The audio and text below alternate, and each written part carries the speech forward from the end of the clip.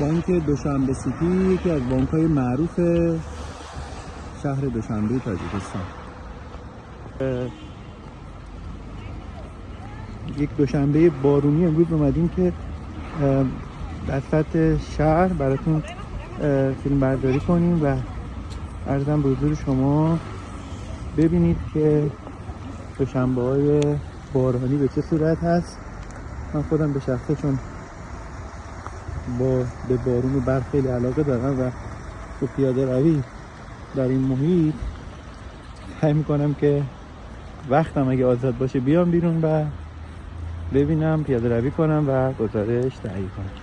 اینجا یه موب فروشی بزرگ هست که زرنگ هاوم اسمش هست و 50% آف هم خورده.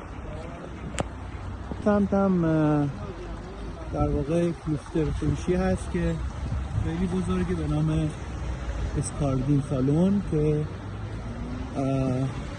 حالا بعضی ها میگم متعلق به ایرانی هست ولی من مطمئن نیستم.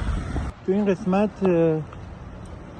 برج‌های عموما تجاری رو میبینید که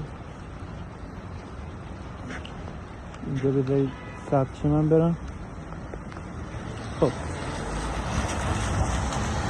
میتبرگر به زبان انگلیسی نوشته شده و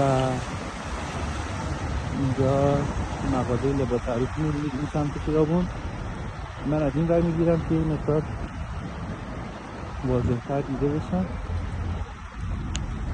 حالا اگه همین سمت خودم رو نشون بدم، اینجا مغازه در واقع مربوط به کودکان هست، کتاب داستان و نوشت افزار و اسباب بازی. خب کم بریم جلوتر مغازه ها رو ببینید. برای خیابون دوسته فروشی بزرگی هست که 50% واقعا تخفیف کرده.